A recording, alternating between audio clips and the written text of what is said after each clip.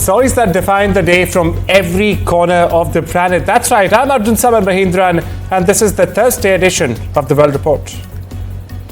4 people who entered Cuban waters on a US-registered speedboat have been shot dead by border guards in Cuba's government has informed. Now, in a statement released by the government, Cuba's Interior Ministry said that the speedboat's passengers opened fire on the Coast Guard vessel that approached them. 6 additional passengers were also wounded in the incident, which took place near an island on Cuba's northern coast, we're getting to learn. Meanwhile, U.S. Secretary of State Marco Rubio has said that no U.S. personnel was involved. Listen in.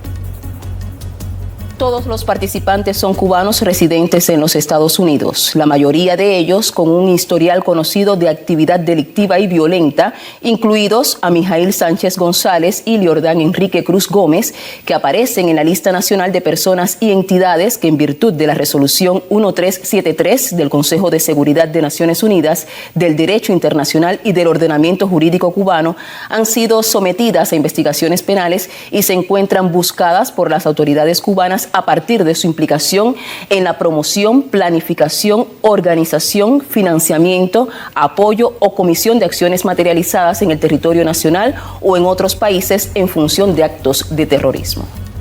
We now switch our focus to the U.S., where a former U.S. Air Force pilot is under arrest for allegedly conspiring and also aiding its biggest adversary, China.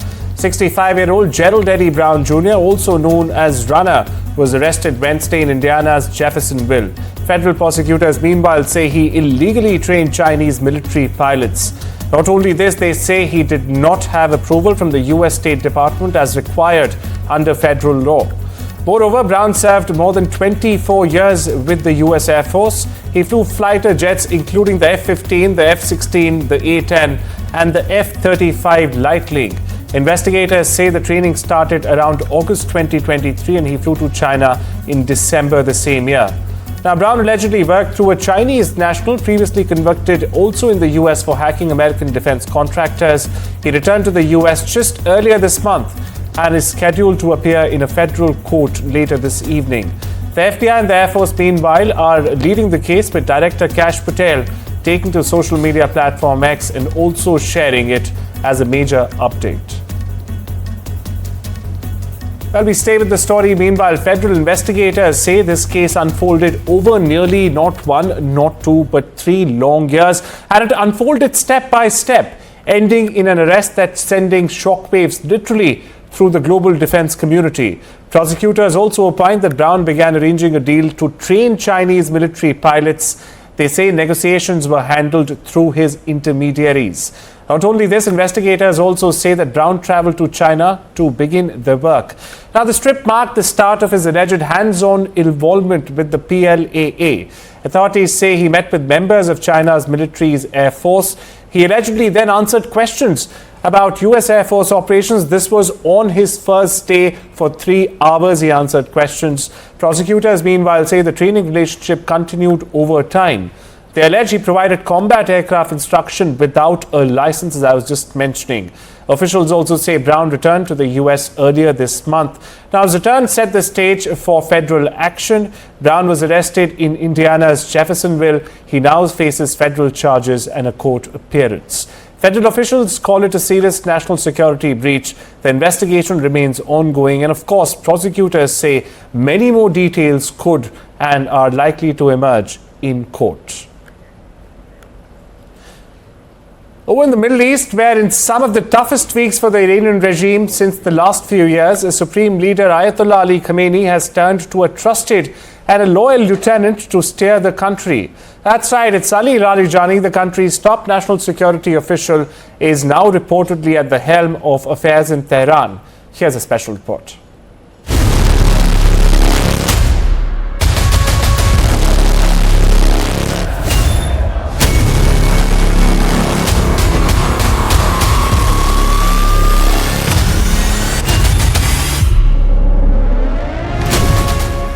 Iran is preparing not just for conflict, but for survival.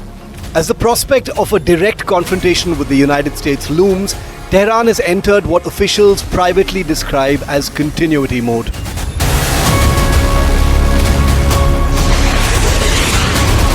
Missile forces are on heightened alert, The Revolutionary Guard has intensified drills across land, sea and air, and the most striking change is political.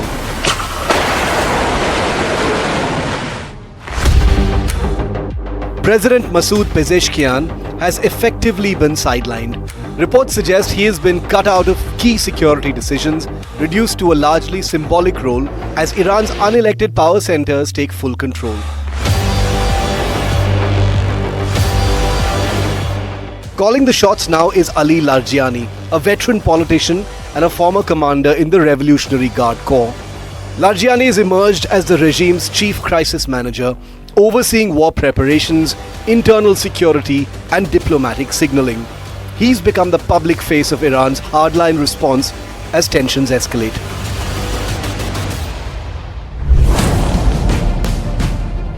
At the very top, Supreme Leader Ayatollah Ali Khamenei is preparing for the unthinkable, in a move that underscores how seriously Tehran views the threat of war or assassination. Khamenei has reportedly ordered 4 layers of succession for every major military and government role that he personally appoints.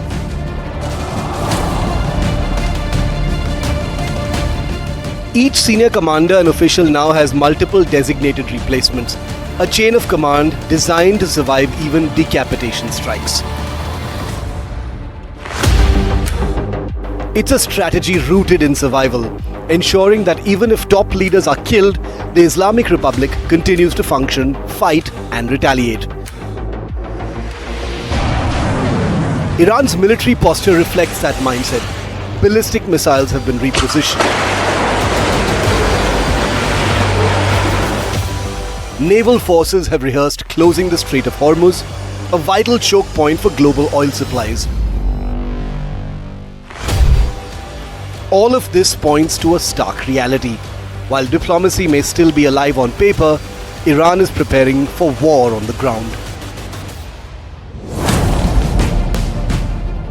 A war in which the president barely figures, a war directed by Larijani, and a war planned with the assumption that the highest offices may not survive the first strike. Bureau Report, NDTV.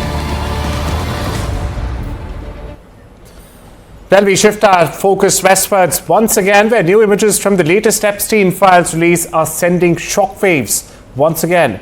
Now, a photo shows renowned physicist Stephen Hawking alongside bikini-clad women, while fresh scrutiny also surrounds philanthropist Bill Gates. Now, this comes as more details emerge from the sprawling case tied to Jeffrey Epstein. This report, meanwhile, details all you need to know.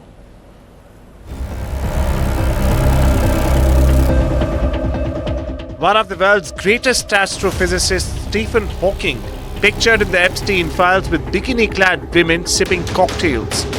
The world-renowned scientist, iconic for his work as well as how he battled disability, is seen in this undated picture that has just dropped as part of the latest tranche of the Epstein files. Hawking's family has told British media that the women in the picture are his long-term carers, but why this photograph features in the Epstein files is unknown. Hawking's name features hundreds of times in the infamous files about Jeffrey Epstein's sex trafficking enterprise. Hawking passed away in 2018, long before his links to the sex offender became public. But another icon is very much alive and feeling the heat. Bill Gates, who also features several times in the infamous files, has been forced to apologize. The Wall Street Journal reports Gates has expressed regret over his past association with the convicted sex offender in a town hall with Gates Foundation employees this week. The apology comes days after Bill Gates had to withdraw from India's AI summit as a result of the heat on him from the Epstein scandal. In this town hall, Gates also acknowledged having 2 affairs with Russian women during his marriage to Melinda Gates, but said these weren't related to Epstein's sex enterprise and that Epstein had threatened him in connection with one of those relationships. I apologize to other people who are drawn into this because of the mistake I made. It definitely is the opposite of the values of the foundation and the goals of the foundation. The unrelenting release of the Epstein files is taking a telling toll. Prince Andrew, Bill Gates, Stephen Hawking. With thousands of files and photos still to be released, the world waits and watches. Whose dirty pictures will drop next? Bureau Report, NDTV. Photographs obtained from North Korean media show leader Kim Jong-un attending a military parade Wednesday night to mark the Congress of its ruling Workers' Party along with his wife, Ri Sol-ju, and daughter Kim Ju-ae. Soldiers who took part in fighting for Russia and its war against Ukraine marched in the parade as well. This is according to the North Korean Central News Agency, or the KCNA as it's called. Meanwhile, a photo from KCNA showed what appeared to be North Korea's soldiers with holding a Russian flag. Meanwhile, there were no images of foreign dignitaries on the balcony with Kim, and the KCNA photos did not show heavy weapons, as you see there on your television sets, such as missiles, which usually take part in such parades in Pyongyang. The German Chancellor Friedrich Merz continued his first trip to China since assuming office as the German Chancellor, with a tour Thursday in the historical Forbidden City at the very center of capital Beijing. That's right, Merz is the latest in a parade of world leaders to visit Beijing. This comes as China seeks support from other nations to push back against Trump's use of tariffs and also to demand concessions from their trading partners. Now, Merz says Europe wants a partnership with China that is balanced, reliable and fair. While it is balanced and reliable, as I just mentioned, he also says global crises, including the war in Ukraine, cannot be tackled without Beijing. Over in the Middle East, it was a diplomacy with a personal touch in Israel, to say the least, as PM Modi was welcomed by his Israeli counterpart. No surprises for guessing, it was Benjamin Netanyahu. Now, from airport embraces to warm words inside the parliament, the Israeli Knesset, the visit underscored both the chemistry between the two leaders and, of course, the deepening partnership between New Delhi and Israel. This report gets you more. A friendship that has come to define geopolitics across borders and across tensions. Prime Minister Narendra Modi touched down in Israel and was received by his close friend, Israeli Prime Minister Benjamin Netanyahu. And in typical Modi fashion, he greeted Netanyahu with what has now become globally recognized the Modi hug, an embrace whose reputation precedes itself. Prime Minister Modi's personal embrace is something special. It's called the Modi hug. It's well known around the world.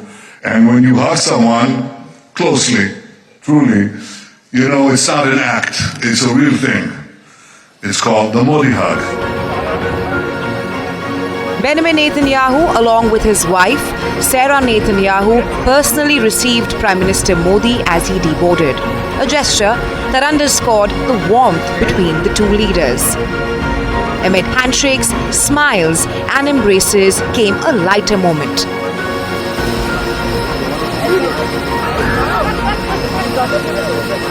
Netanyahu pointed to his wife's attire and said to Prime Minister Modi, "Look at what she's wearing," invoking the saffron symbolism. You see what you want? Look at the color. The Modi-Netanyahu bonhomie has been unmistakable.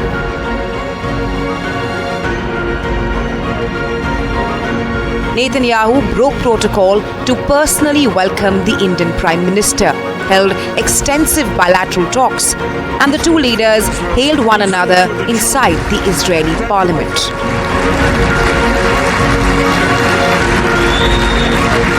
A great friend of Israel, a great champion of the Indian-Israeli alliance, and a great leader on the world stage. Narendra, my dear friend,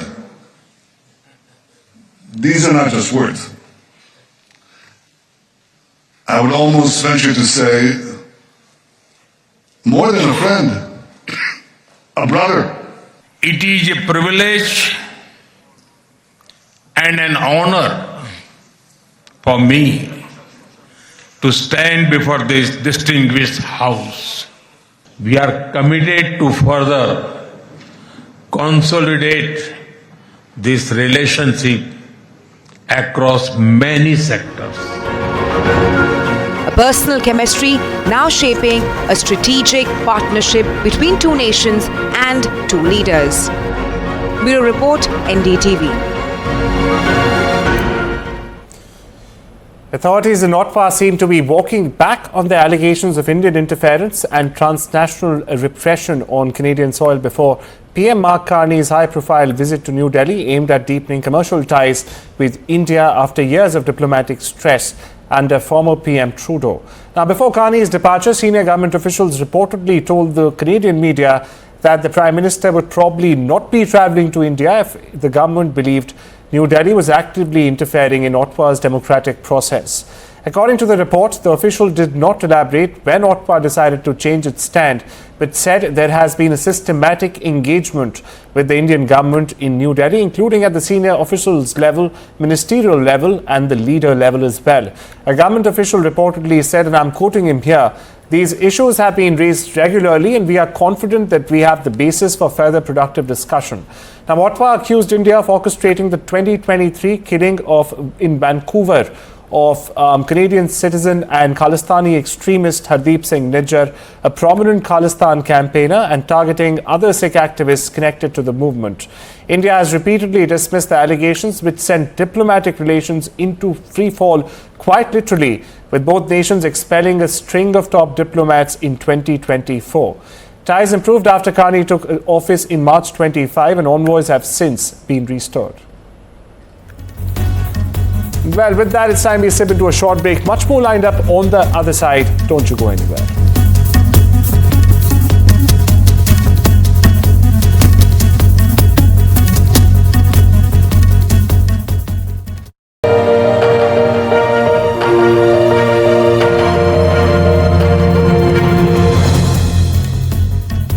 Welcome back, viewers. Now, newly released police video shows former WWE CEO Vince McMahon's high-speed car crash in Connecticut last summer and reveals that a state trooper, in fact, was trying to catch up to him to pull him over at the time. McMahon, now 80 years old, was driving his 2024 Bentley Continental GT on the Merritt Parkway in Westport on the 24th of July. Now, coincidentally, the same day that WWE legend Hulk Hogan died of a heart attack in Florida. State police said the Bentley, which can cost anything over $300,000, were going over 160 kilometers an hour or even more. Watch this exchange between McMahon and the officer who stopped him. Just stay in the car. Do you need an ambulance? No, I don't. All right. Why were you driving over 100 miles an hour? It's got granddaughter's birthday. I got to get this the next day. Right. Did you see me trying to catch up to you behind you? I didn't see that. I saw lights, but it didn't look normal. All right. Yeah, I'm trying to catch up to you, and you keep taking off. Oh, no, I'm not trying to outrun you. I know, I understand that, but that's why I was very confused. All right, because it wasn't like you were running; it was just like you almost hit, I think, 115 miles an hour. All right, and then you just hit someone because you weren't paying attention. Were you looking at your phone? No, trying to drive. No, I'm not looking at my phone. The person was right in front of you. There's got to be a reason you hit him. No, I haven't been driving my car in God knows how long. All right. It was right in front of you. You went straight at it at 100 miles an hour.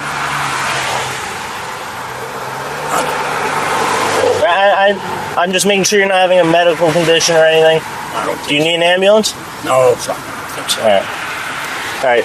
Just your registration. Is your license in here? Yeah, it's in my pocket. All right. I've been driven this car quite some time. It's fast, I'll tell you that. Yeah, too fast.